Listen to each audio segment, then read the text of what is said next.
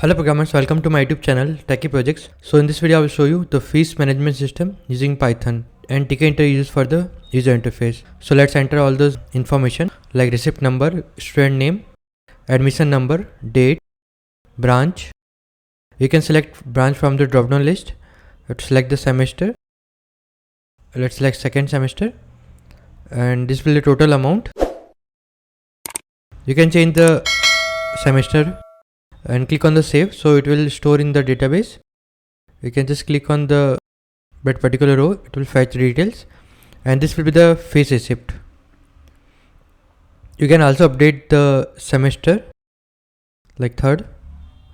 This will generate the receipt with the total amount, paid amount, and the balance. Okay.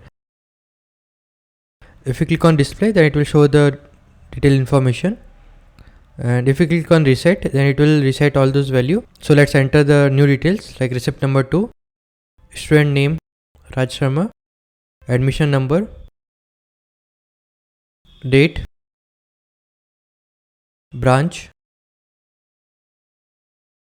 Let's select the branch, mechanical, semester, fourth, and then click on the save button, store data in database. If you click on reset, then it will reset all the value, and if you click on the display, then it will fetch all those store tuples and it will generate the receipt. So let's enter the paid amount 500. Then it will calculate balance amount. Okay, and then click on save button, so it will store in the database. And if you click on the update, then it will update the details.